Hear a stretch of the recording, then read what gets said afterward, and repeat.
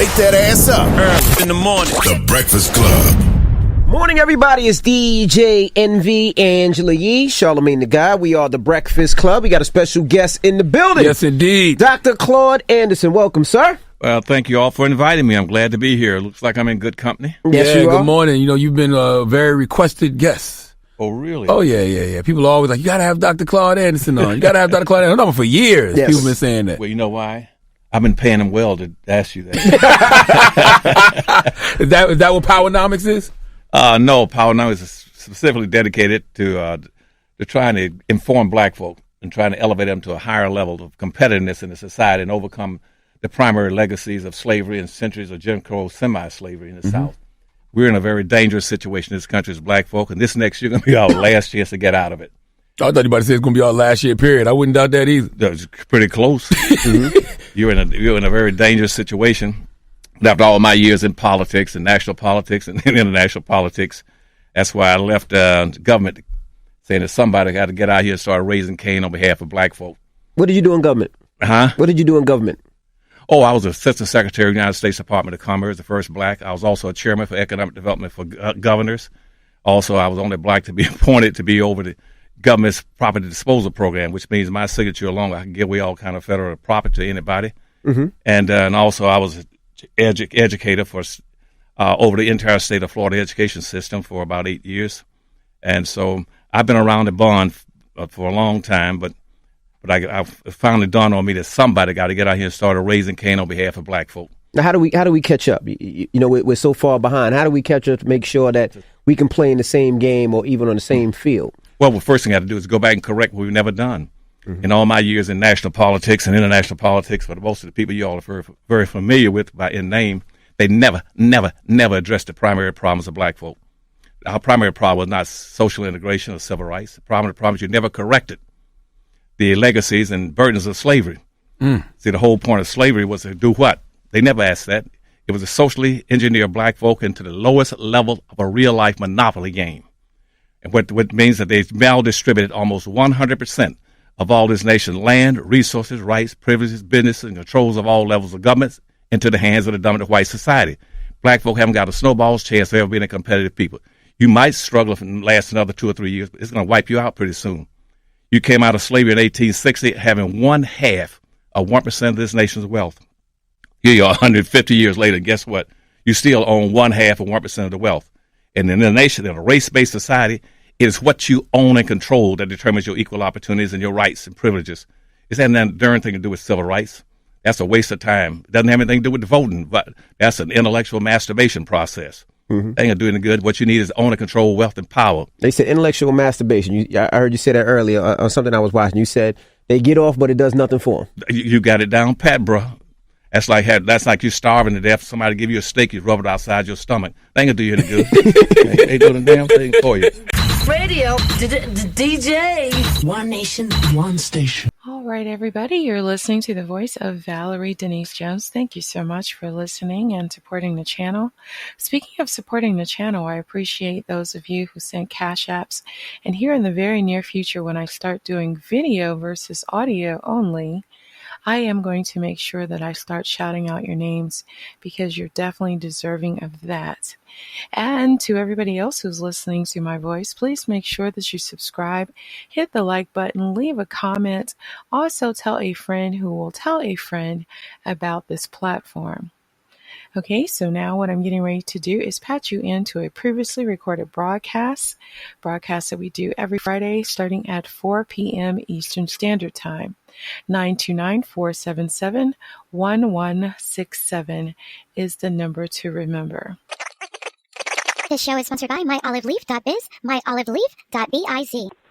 Hello? Can you hear me? Hello? Hi. Hello? How are you? Hello. Dr. Claude Anderson. Am I on the Joey Brown Show? Yes, you are live. You are live. Welcome, welcome. How are you? Oh, physically, I'm in a terrible state. 2019 was a rough time for me. I've had all kind of health challenges, and because sort of half me got me quasi-depressed, but I'm coming out of it. Amen. Oh, do you? Huh? Amen. do you meditate or do any kind of yoga, anything like that? No, right now I just barely have enough time to go eat and and get around, but I'm trying to improve everything. Well, I am very, very excited that you took time out of your busy schedule to join us today. Well, I thank you for having invited me. I'm sorry it took you so. Yeah, you had a tough time getting through a couple of cancellations, and but we're here today. Oh, no, don't worry about it. Life happens, It's just you're here now. It's an honor and a pleasure to have you. So while we wait for the judge, why don't I go on and just start the interview, starting with question number 1, which has everything to do with your recent Breakfast Club interview. I just played the audio and just wanted to know how you prepare for such a massive interview. Oh, I didn't know very much about it. I never watched the program on TV. Listened to it on the radio. So it was I was just open wide to whatever they tried to present to me and try to respond to whatever questions were raised by them. And that was about the only preparation. And most of the preparation, everything dealing with the facts and about black folk and the history of black folk and social circumstances, that's pretty well embedded in my mind after about 60 years of working on trying to elevate blacks across this country and writing 5 best-selling books, being the president of a black think tank, the only black think tank in the country, having spent a lot of my money filing lawsuits on behalf of black folk in the federal courts in violation of the United States Constitution and also the 1866 Indian Treaty. So I had everything pretty much in my mind, whatever I want to talk about black folk. I don't have to rehearse or practice for that. Amen. I totally get it. And like the Breakfast Club, we've got a very, very young audience. Do you feel like your message reaches young people, especially the millennials?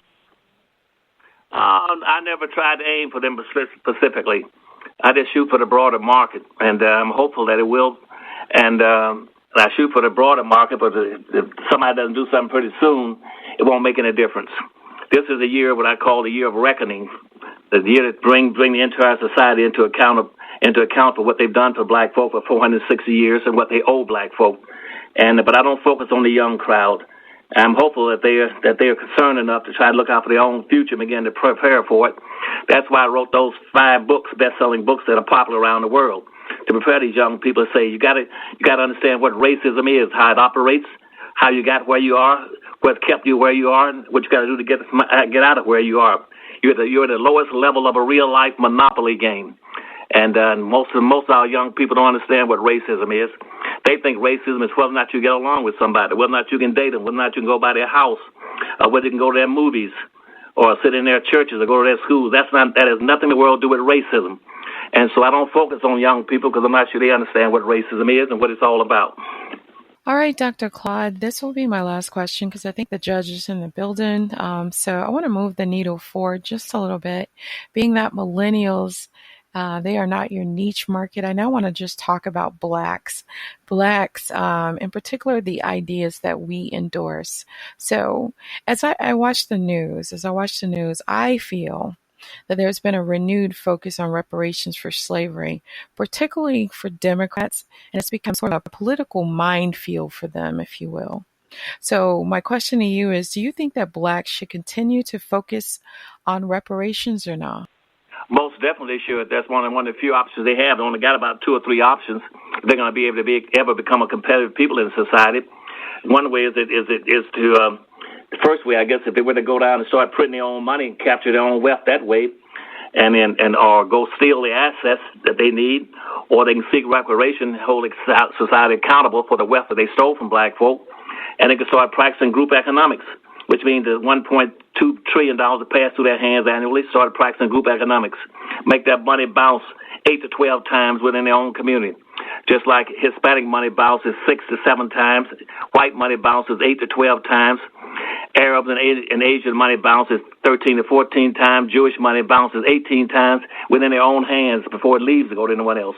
Black money doesn't bounce once. Black folk have to learn how to recirculate their money in their own communities. But that's a whole other issue because they don't have the communities. All they got are neighborhoods, and they don't have a community nor a sense of community. And so it's a long thing to try to figure out how to get blacks up. But my books cover all those issues for them. All right, Dr. Claude, it's been an honor and a pleasure. Again, I can't say that enough. We got the judge in the building. Judge Joe Brown is here. How's everybody today, Doctor? How are you? Thank you for coming on. Well, no, thank you. You know, I've admired you at a distance for a number of years. I always thought that you were the epitome of what I thought a black legal mind should be, and also I thought you were such a debonair black man. I always looked at you from a distance. Thank you for that.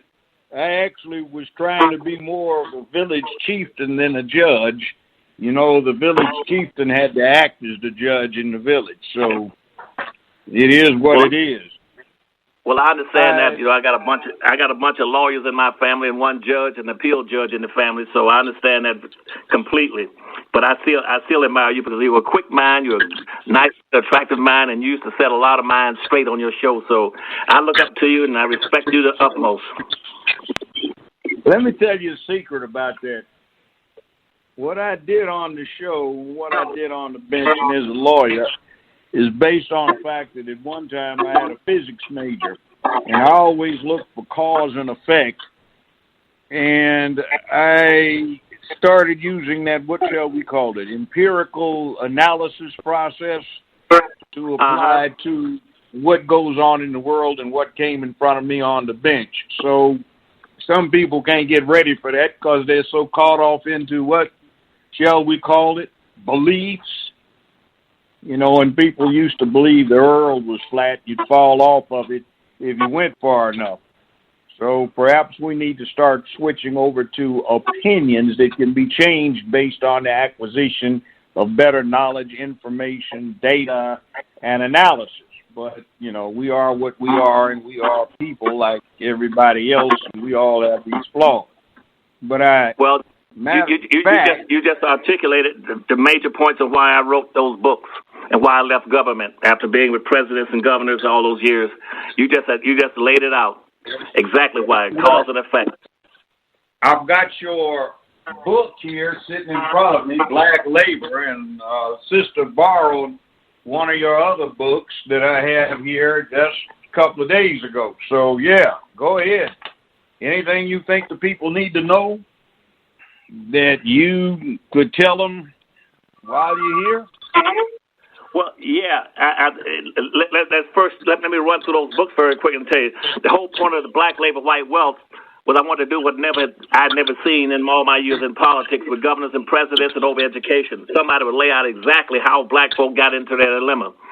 And Black Labor, White Wealth is written to carry you through a history at about 200 miles an hour to show you every trick, every trade, every public policy, every law that white folks use to maldistribute almost 100% of all this nation's wealth, land, power, resource, privileges, rights, businesses, and ownership into the hands of the dominant white society, which left black folk at the lowest level of a real-life monopoly game, which means they would totally be non-competitive.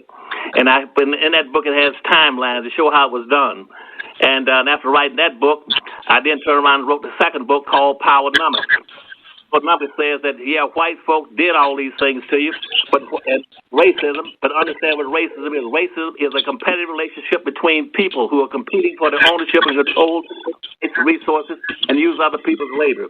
And I said that book told black people basically that white racism is not perfect. You can beat it if you understand it. It's like Judge Brown is saying, if you understand how you got where you are, figure it out and learn how to play the game, play it back. That's called Powernomics. That book was the second book. And the third and fourth book was written on dirty little secrets about black history and black heroes. And the fourth, other more dirty little secrets about black history and black heroes. And the last book and the final book was called 100, The Black History Reader, 101 Questions That You Never Thought to Ask. Those 5 books, Judge, give black folk almost every piece of information they should know about how we got where we are, why we're locked at where we are, and if we don't do something pretty soon this year, this should be a year of reckoning for black folk. They need to start learning how to hold the white society accountable for what they've done to black folk and redistribute some of the resources. Black folk came out of slavery owning 1/2 or 1% of the wealth in this nation. 150 years later, they're still stuck in the same exact places. They still own 1/2 or 1%, Judge. They do not own and control a sufficient amount of anything to be a competitive people. They're locked in box. They got to do it this year. Reparations one way. But more importantly, the better way is to build communities, start practicing group economics. Spend your own money with your own people in your own communities and learn how to compete with all these other groups, especially immigrants and everyone else coming into the country. That's an idea. Let me ask you something. People have been saying to me, in fact, somebody read your book, said, well, what's going to happen when the Chinese get to the top of the world heap, and also the Chinese African influence that's coming in indirectly? And it was put this way in terms of the Chinese population control measures over the last 50 years have resulted in, what shall we say, 5 or 6 men for every 3 women in China. And a lot of the surplus in China, in terms of the male population, is over in Africa right now working on various projects, and they're interbreeding with the African women, and now there are 2 generations of Chinese who are half black or 1/4 black. And they're becoming a new factor in the world today, and that African population that didn't go to China but is a recent migration out or bringing out that is now part of the Chinese population will be an interesting influence on the world stage. Do you have any thoughts about that kind of thing? Yeah, well, somewhat, because I took trade missions around the world for governors and presidents. I took trade missions to Africa, and one of the things that was happening that time is that Africa in general was still suffering from the breakdown through the Berlin Conference that occurred in 1886, where they divided Africa up into various kind of states, and they divided them up so they could not function as a team. I tried to bring about a globalization of that with Maynard Jackson back in about 1978, trying to develop a world trade fair down in Atlanta, Georgia, where I started have a reverse trade program going on to reunite them in the United States. Because what's happening right now is Africa in itself, most of those blacks can't make it the way they're going, because most of the resources in Africa are still under control of the European societies, but the Chinese are bleeding in there real fast to try to take it over. And unfortunately, the model for the Chinese was set up by South Africa. When they came up with their new constitution, and in that constitution, they unwittingly invited Chinese to come into Africa and come into South Africa, and put in an affirmative action program for them to welcome them in and give them preferential treatments for programs that excluded their own black people. So the Chinese are coming there to try to dominate the resources in that country. They're doing a very effective job in starting in South Africa. They're going to spread all the way through Africa. The only hope that black folk got, they're not going to be able to compete against that because you got too many Chinese. The best way to compete is they need 4 things to be a competitive group. To be a competitive group in a global market, you have to have 1, you have to have control of resources. 2, you have to have the political clout and understanding. 3, you have to have an economy. And 4, you have to have contacts through with your population and to educated to be able to bring about those resources into a marketable form. Africa doesn't have, the black Africans don't have it. The resources in Africa are still pretty much controlled right now by the Europeans. The Chinese are coming in and compete with the Europeans to take it over. Now, what I would suggest is, I said that I want that reverse trade program set up for a very specific reason.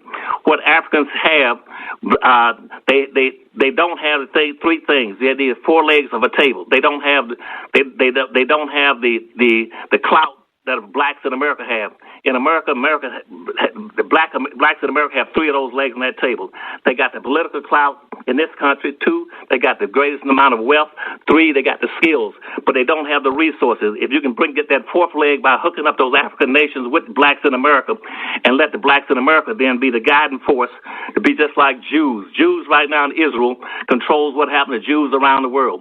If blacks in America could come together and put in that fourth leg with the blacks in African nations real fast, and then begin to dictate what's going to happen to Africans, to black people of African descent in Latin America and America and the Caribbean, they got a chance to be able to fight back and push back against the Chinese.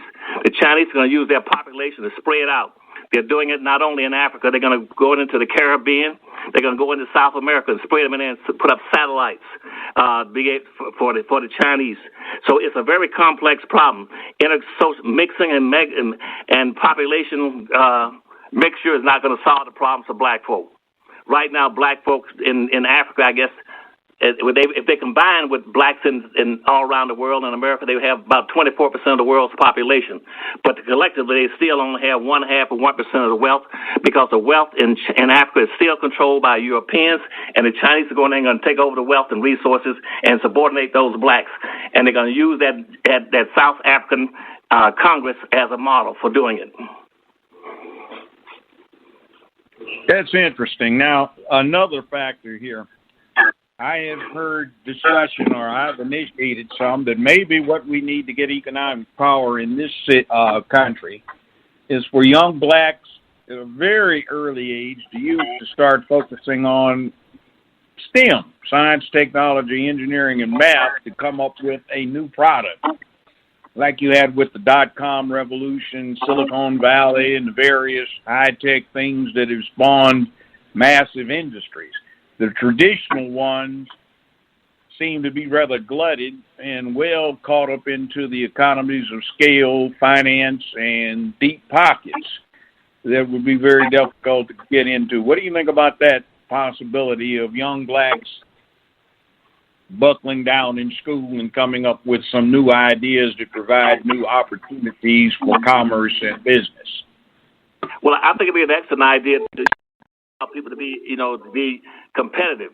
But basically, if you start talking about social dynamics, the education won't cut it at the bottom line, unless it's like a 5-story building, Judge.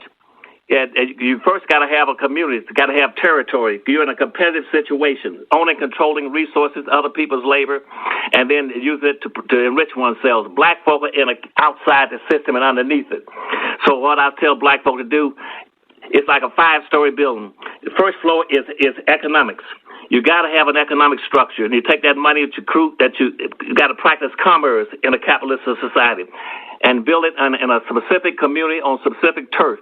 You're in a competitive situation. You can and then once you acquire that money and resources in an economy, you then go to the second floor. The second floor is politics. You don't have to worry about playing politics. If you haven't got an economy, you're not going to be very effective in politics. It's what you own and control. So when you get your economy started, take the money that you get off the first floor and go to the second floor before you get into politics. Don't go in politics trying to get rich.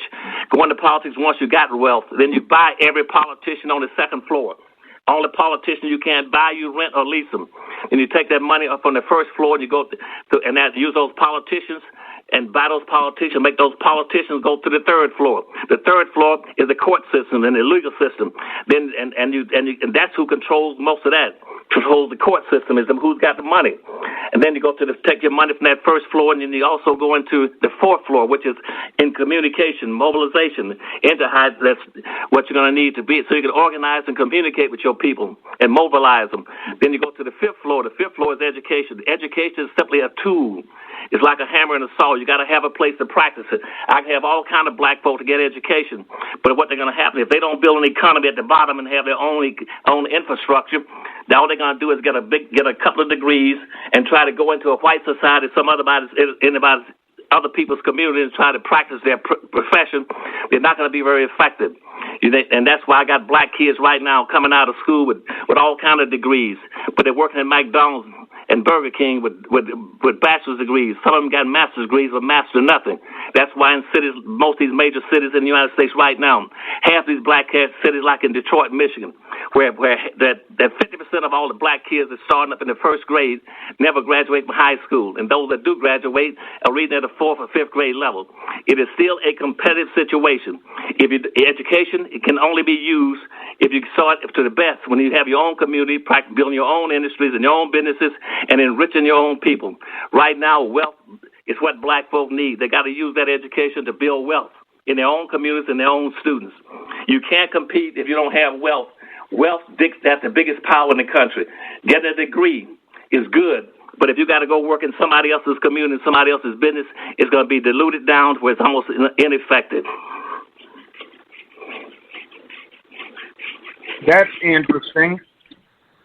let me put this to you. Some have said that the Jews used a position anciently of acquiring a lot of capital because they would grant loans with interest, whereas the good Christians said that was a sin.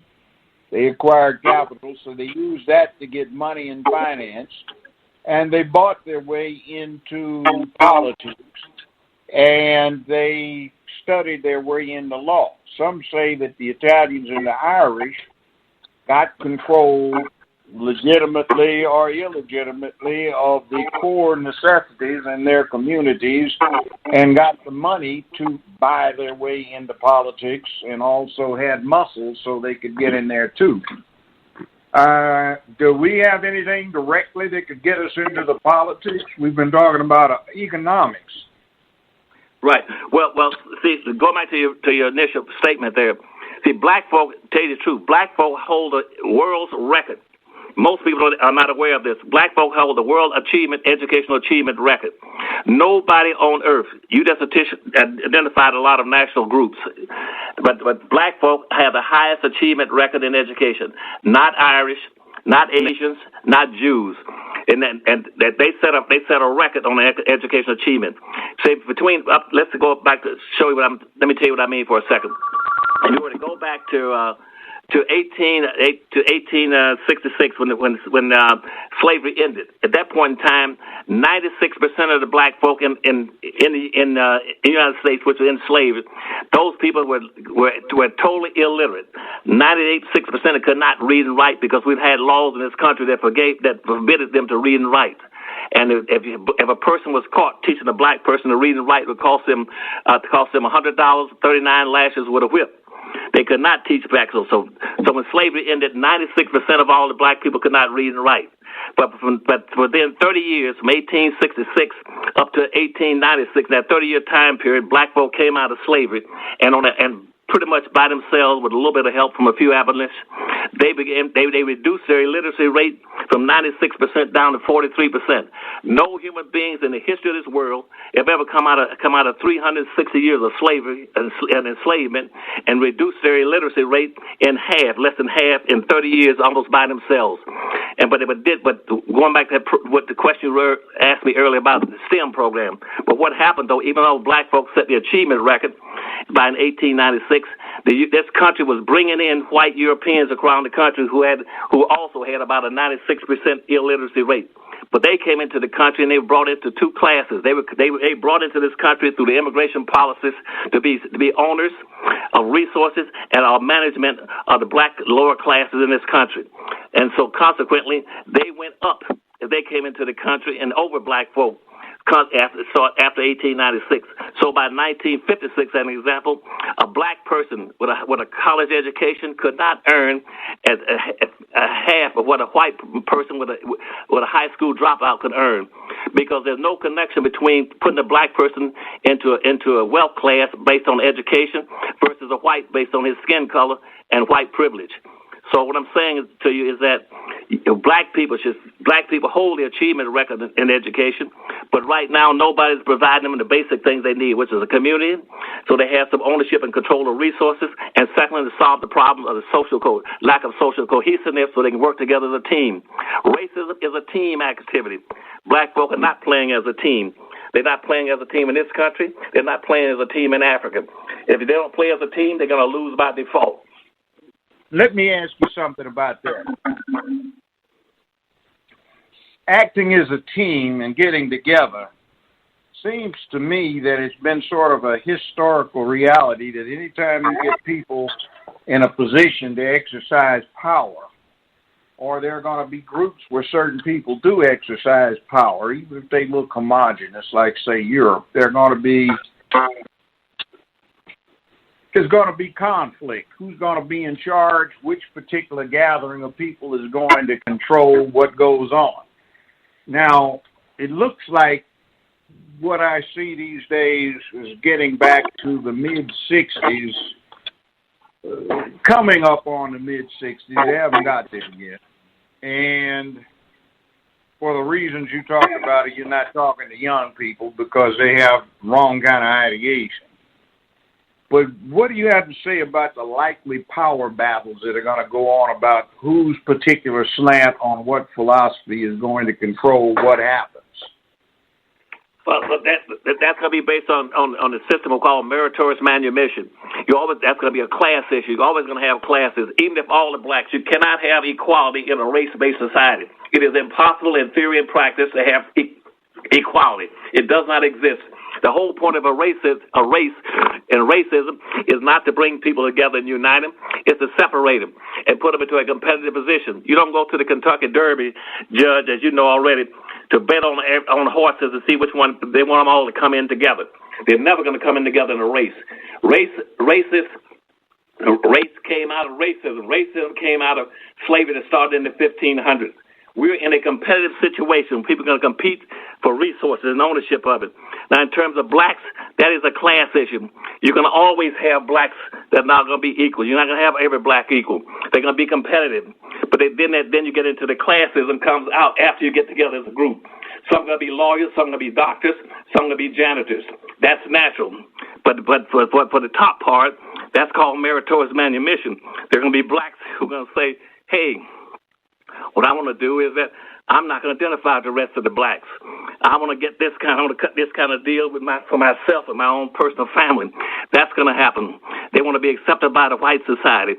You're going to see them show up on the radio, on TV, and in the movies, but they're going to have no connection between the rest of the blacks. I did a study back in about 1960. In 1960, Judge, they had about 103 elected black officials in the entire United States. That was it. Only 103 black elected officials in 1960.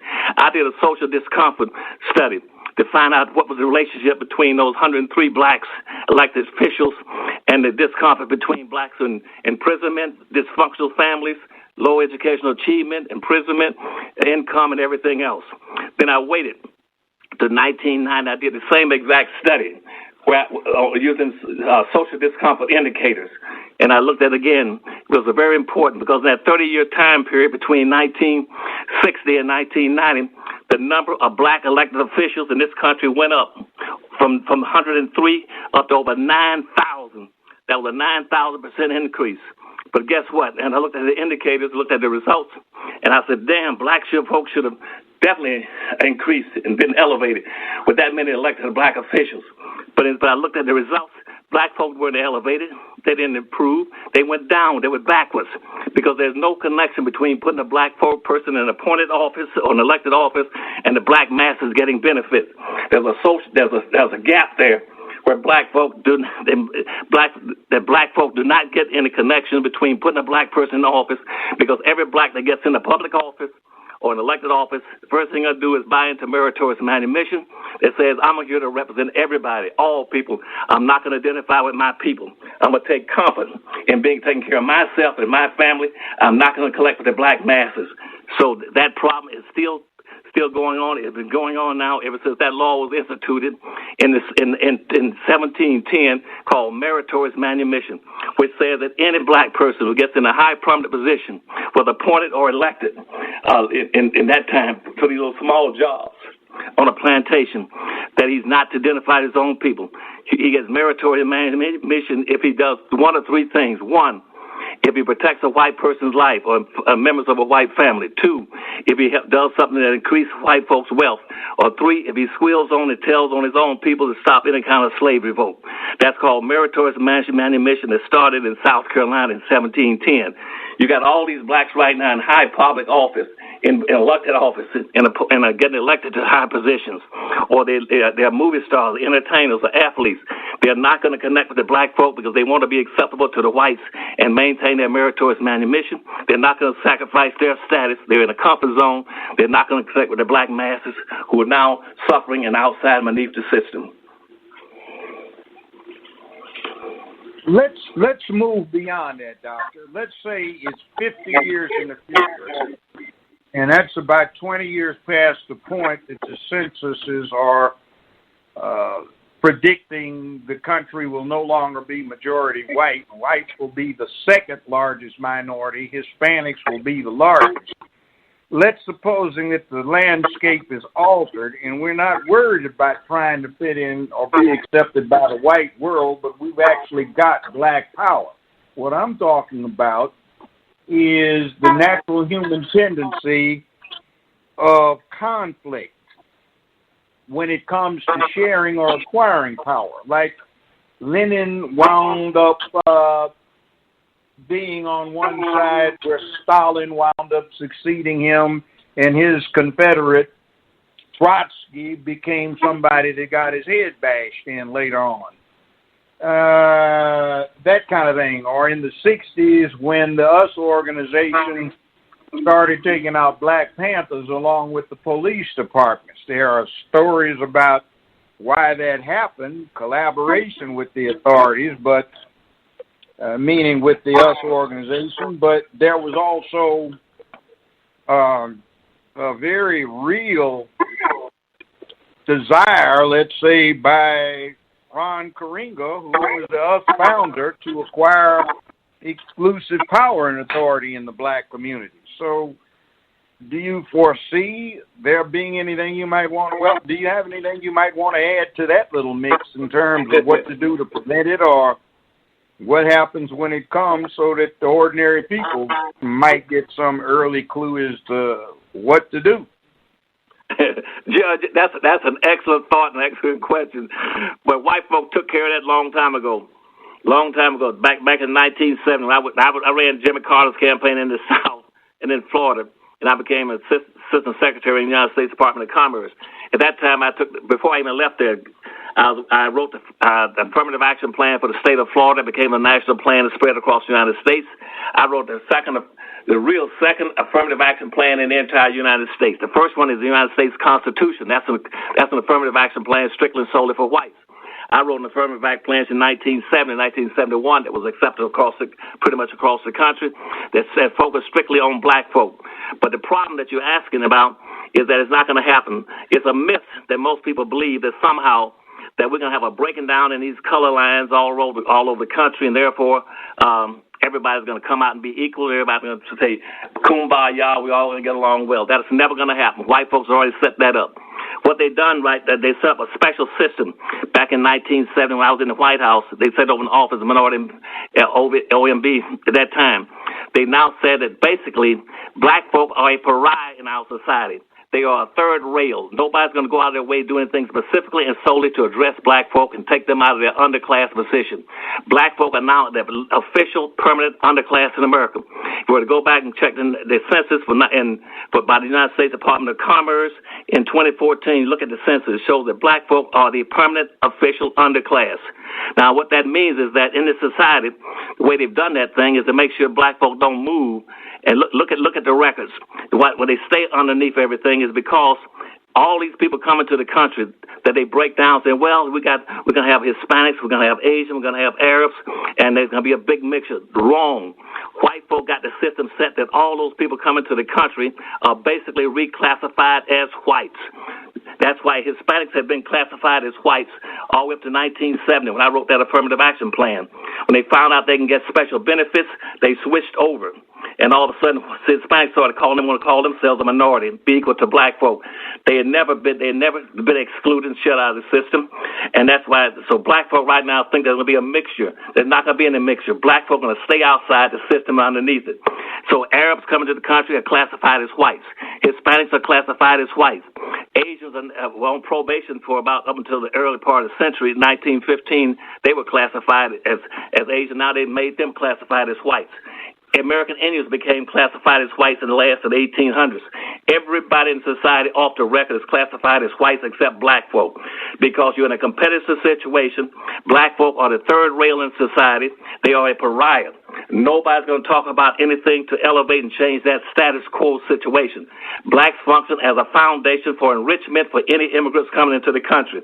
Any immigrants coming into the country, they get 5 advantages over black folk. Any immigrant coming into the country, you're talking about Hispanics, Asians, and Arabs. They get advantages over black people. 1, They come into the country. They come in here to get an advantage over black folk because they're classified as an immigrant. Black folk are non-immigrants. They don't get that point. Then 2, they come into a country, they classify because they got a language. 3, they come into the country, they get another point over black folk. 3rd one, because they got a language system. 4, they got a culture. 5, they get classified as a minority. So any immigrant coming to America in those groups you're talking about, they're going to have about 4 or 5 advantages over black folk. That's why right now, under your political candidates are running for office, they're not going to talk about anything specifically for black folk. They're going to use fabricated minorities. They're going to fabricate minorities to put black folk into a position where they're going to stay in the bottom. When they use the word, these very broad categories do not include blacks. They're going to, like minorities, poor folk, people of color. They're not going to do anything to help black folk. Black folk at the bottom of all those categories. And so consequently, what I'm saying to you is that it's a myth that somehow we're going to be a colorized world, kumbaya, everybody's going to get along. But nobody's going to redistribute or give the resources to blacks. That's why these immigrants we got all these programs here in Washington, D.C. to address immigrants coming into the country. But they don't give it to the black people. And as you know as a lawyer, like the 1866 Indian Treaty, that treaty was set up because of the Indians had also participated in the enslavement of black folk. And when the treaty was set up, every tribe, all the 5 civilized tribes, committed and signed contracts, agreements to make sure blacks were included in everything. But by 1938, they changed that and say now black folk get nothing out of those treaties. That only goes to people who can prove what's called a blood quantum law. And that blood quantum law said that blacks get nothing out of the treaties. That's why I got two suits in right now. And one day I'd like to catch up with you and get your advice on it, where I'm suing the federal government. Because the 1866 Indian treaties say that all blacks, treatment black Indians should be treated in all manners similar to white Indians or whites. But nobody does it. So what I'm saying to you, and I know I'm rambling on it, is that there's a myth and a mythological belief of a yellow, I guess of a gold at the end of the rainbow, that somehow all these colors are going to come together and they all live happily ever after. They're going to maintain a ranking order. When they get that ranking order, those individuals in those other groups as immigrants or so-called fabricated minorities, women, transsexuals, they're going to get advantages over black folk. They're going to get advantage, and blacks are going to stay in the same position they're in now. That's why the wealth, the resources of black folk have not changed from 1866 in 150 years. Dr. Claude, do you have to go? Because I want to be considerate of your time. I know you said you only had 30 minutes. Yeah, well, let me stay on about another 5 or 10 minutes because I enjoy the judge. That's one of my leaders, my heroes. I love that man. I respect him, appreciate him for his mind and his wisdom. And if I get a chance sometime, my health improves, I'm going to add some of the lawsuits I'm filing across the country. And I got about 5 of them that I'm going to be filing. 2 or 3 of them already in the court system, appeals court, 6 and the small claims court. What you hear? Let me ask you another question. My background grounding in physics suggests that there is, unfortunately, another problem that black folk have. We have not just being at the bottom, and it's not really being at the bottom, but it is a function that we serve that is very right. There was a gentleman by the name of Conrad Lorenz. He was a Jewish behavioral psychologist, and he got into animal behavior. But he wrote a book called On Aggression, where he went away from animal behavior, and he talked about human behavior. And he postulated a theory that America, unlike all other countries in the world, was possessed of an advantage, and that was it had black people, and it could scapegoat black people, even if vicariously, so that the mainstream would vent so much of its hostility and aggression on blacks that would leave, in effect, a more cohesive balance of the population. And I'm not so sure. I think he may be right about that. So, in other words, one of the blocks to our position is that as long as we are here, we are so different from something I put up. I call it the block route.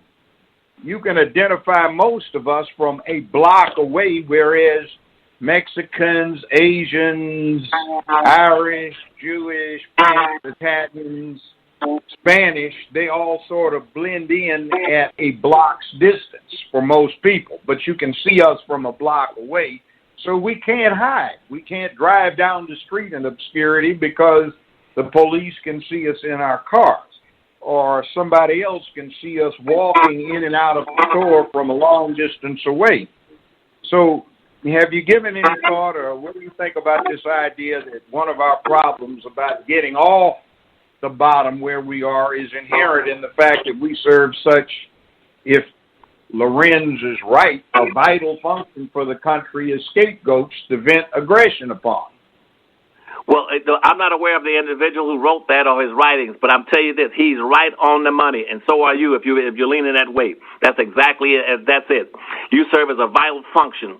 You were the people in this country that enriched the country. Black folk have enriched with their labor every group of human beings on the earth, regardless of based on their nationality, ethnicity, religion. Every group has been enriched off of black folk. Black folk have been the foundation for them.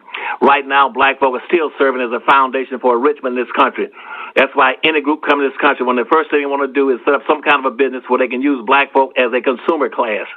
And blacks don't have any wealth right now, as I said, because the wealth was stolen. And see, people say, why you got so many poor blacks? They're poor because wealth comes out of labor. You cannot have wealth without having labor. For 360 years, the dominant white society and all of its immigrant groups, they stole black folks' wealth. They stole their labor. And that labor then is why it was stolen and enriched white folks all over the country. All these groups coming to the country now saying now that black folk are locked in the bottom, let's use them as a consumer class. That's why blacks don't have any businesses. And when blacks came out of slavery, they owned 1/2 of 1% of the wealth. That meant the average white person in America owned 3,500 times more wealth than black people. You had about 2 white men together own more wealth in America than all 46 million black folk put together. And the way black folk are going right now, if white folks stop acquiring wealth, they would take black folk another 229 years to catch up to where white folk are today, even if white folks stop on any wealth, period. And wealth is going to determine your ranking in your future. And right now it's estimated that if black folk don't get some wealth pretty soon, Judge, that by 2040 or 2050, black folk going to have zero wealth in this country. That's period. Right, and just in poverty alone, they start talking about poverty. The typical white family in the United States, their median family wealth is $18,000. The median family wealth for black folk in America right now in poverty is zero. Because 38% of the black folk in America are beneath the poverty line. Nobody's focusing on these issues. Black folk are at the bottom. They are pariahs. They're like a third rail, and people are scared of them. They try to avoid them. They're not going to do anything to enrich them or improve the quality of life. That's why neither the Democratic Party nor the Republican Party, no presidential candidate or person holding the office of the president has ever done anything specifically and solely to aid black folk. They're not going to do it. They're not going to talk about it because they know blacks are a permanent pariah. They're an official permanent underclass. So I don't expect anybody to help them. That's why I got out of politics with the Democratic Party. I don't have a dog in either one of those fights. I don't care who gets elected. Nobody has any intent or motivation or incentive to do anything for black folk in the country. This year, black folk must begin to hold the entire society accountable and say we're going to start playing the game to win. We're going to start taking our $1.3 trillion and hold it in our hands, build our own communities, learn how to own and control resources, produce, make our money bounce 8 to 12 times like it does for everybody else. We're going to start practicing group economics. Group economics, that's the whole point of politics, is to be able to practice economics. Politics decides who's going to get what values out of life. Black folks, politicians won't do anything. We must come together, unite, and start owning, controlling resources, acquiring wealth, and don't depend. And these other groups are going to be competing with you. That's why they come in this country and pass black folk in a minute, because black folk are not saving their money and not producing anything. They're not. They only are consumers. They used to be just laborers. Now they're consumers. That's why we are zero producers and 100% consumers of the products that other people produce. That's why the Asians, Arabs, Hispanics, and whites can make a living off of selling products and goods and services to black folk. Nobody buys our products. They boycott. Black folks spend 98 cents out of every dollar. They spend it outside their community and put it in the hands of Arabs, Asians, whites, and other groups. And they only keep 2% in their little neighborhoods. Black folk do not produce. They don't bring any money in. Other groups are taking advantage of them. They use them. So this guy that wrote that book for you, he was right on the money. And if you're leaning that way, you'll be right on the target with him. Well, let me say this. He's been long dead. He escaped from Nazi Germany before World War II. But my extrapolation on what he said is a little more insidious because let's say for purposes of this discussion that black folks and Jews swap places economically. What he was postulating is a little scarier than our economic condition because just like Hitler scapegoated the Jews who certainly weren't broke in Germany. In fact, that was part of his thing about them controlling the economy. We would be worse off than the Jewish population because we would be more identifiable and we would serve the exact same purpose we do now, which was the same purpose Jews were used for by Hitler, which is a scapegoat to blame all ills against, which still leaves us in a bad situation. How would you take that into consideration? I'd like to hear your thoughts. Well, you're absolutely right. But Hitler, back in 1930, it's about 1933, after Hitler took over, replaced von Braun as the Vice Chancellor in Germany, he got contacted by Roosevelt, and he started beating up on the Jews. And Roosevelt was inquired as to why he was treating the Jews. He was maltreating them, and why was he doing them that way? And why don't he change what he's doing to them? And Hitler responded back to Roosevelt, Franklin Delano Roosevelt, who was the president of the United States. He says, "The way I treat the Jews is what I learned from you all." He said, "The way you treat blacks in America is a model for how I'm gonna treat these Jews in Europe and in Germany." Yes, all of the above. That's exactly it.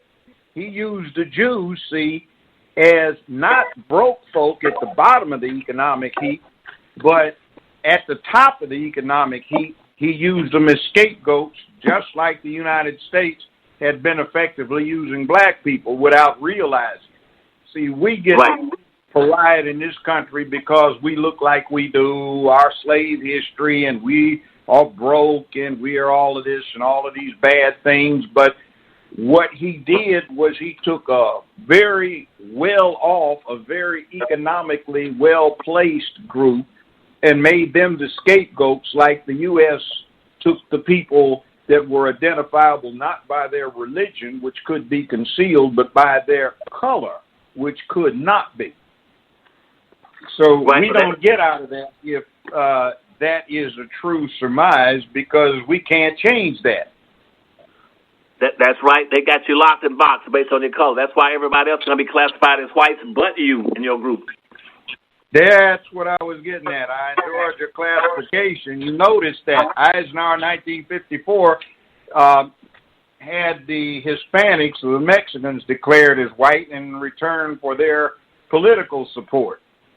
That's Jews, right. Well, they never were declared anything else but white, but you got the Irish, beneficiary of an 1870 joint resolution in the House and Senate, declaring them to be white because previously they were considered non-white. That was in return for their service in the Civil War on both sides of the rebellion.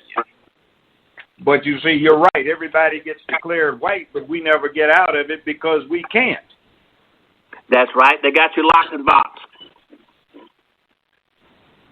Interesting thing to consider. Well, but you're right on. You got to judge. You got all the major points down pat. All right, sir. Thank you, doctors. I'm enjoying listening to you. I've been reading your book, but I haven't had a chance to really talk with you. Oh, now, which book are you reading? Well, I read one, and right now I've got black labor, white wealth that I'm holding in my hand. Well, I tell you what. Why don't you figure out how to get me an address? I'm gonna personally send an autograph, send you down my last book called 101 Questions. That's about black history. And I'm gonna send that to you, and I want you to hold it sacred to your heart. You're a good man. You're a smart man. As I said, I just always looked up to you, and I thought you were well, so. Thank you, Doctor. I appreciate it. You were so devastated. You can get my details from Miss Valerie. Okay, and I'll try to get that in the mail to you. And do me a favor, never forget about me. I'm down and sick most of the time now, but you just stay in touch with me. I just respect you, and I would love. There are a lot of things I want to do to challenge this legal system. I tell everybody there are two constitutions in the United States that most people don't know. The first Constitution constitutes of amendments. That was a Constitution. That was the first affirmative action plan in the United States with the Constitution in 1789. That was set up as an affirmative action plan strictly and solely for whites.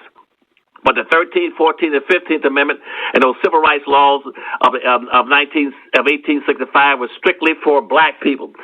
But from 18th, the 13th, 14th, 15th, 1865, 1866 civil rights laws were for black folk. That's the second Constitution. But it got converted and corrupted by the United States Supreme Court and our political structure, and it got neutralized down and saying it was for everybody. It was supposed to be strictly solely for black folk. So I'm gonna be talking to you because I got a lot of lawsuits going on. I spend most of my money fighting for black folk. For the wealth of blacks in this country, never has one rich white person or rich black person ever given me a penny. I spend all my money fighting for black folk because I love them, even though some of them ain't worth a quarter. I still love them. Duty and responsibility, Doctor. What Malcolm X says, sometimes if you get to know your people and understand them, you can really dislike them. But you got to do what you got to do. I agree. Now, so when you get this book, do me a favor. When you get it, would you somehow contact me? Let me know you got it. Yes, sir, I'll do. We'll both exchange contact information through Miss Valerie here. Right, and I'm gonna retain that high feeling I have for you because I thought you were such a debonair guy. So that guy must have all the women in the country looking for him. Yeah, I wish. Well, take care, and I enjoyed it, Joe. All right, Doc. You take it easy. Okay, you too now. All right, bye-bye now. Thank you, and thank you to your wife. We appreciate her so much as well. Miss Joanne, appreciate you. I don't know if you're listening, but big shout-out to you. Okay, and get me that address. Get me the address for the judge, would you? Yes, sir. I will do that. I will resend the address. Okay, thank you. Have a pleasant day now and a Happy New Year. Thank you. Happy New Year to you as well. Appreciate you. Okay, all right. Bye-bye now. Bye.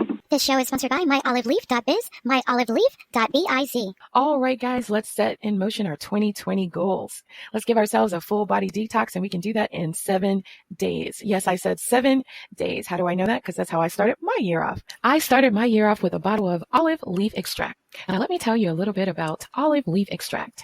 Olive leaf extract successfully handles reversal of high blood pressure, diabetic high blood sugar. It's inflammatory. It's known to kill all chronic and acute infections from viruses, parasites, bacteria, yeast. It kills tumors and so much more. Also, it's been known to fight breast, prostate, colon, liver, skin cancers, and autoimmune diseases like lupus. If you don't believe me, just pick up the phone and give them a call. The number is 612-567-3263. Again, 612-567-3263. Or visit the website, myoliveleaf.biz, myoliveleaf.biz. All right, guys, do not disconnect. I got one more thing to share with you. Attention, everybody who is interested in the transatlantic slave trade, and also those of you who are near Wilberforce, Ohio. Zip code 45384. If you're near the area, I've got an event to share with you. On January the 20th, there will be an MLK Day tribute. It's a transatlantic slave trade exposition, and the address is 1400 Bush Row Road. It will be held at Central State University. Again, that's in Wilberforce, Ohio, 45384. Please join them as it is their first annual exposition commemorating their ancestors and their contributions to society. No money necessary. They just ask that their attendees wear white and also donate 100% cotton garments for admission, i.e. t-shirts, socks, underwear, etc. All sizes will be accepted. Again, the address is 1400 Bush Row Road, Wilberforce, Ohio, 45384. And if you forget any of this, just visit the website. The website is www.tribeofYHDH.com. Again, that's www.tribeofYHDH.com. All right, guys, see you down in the comment section. Thanks.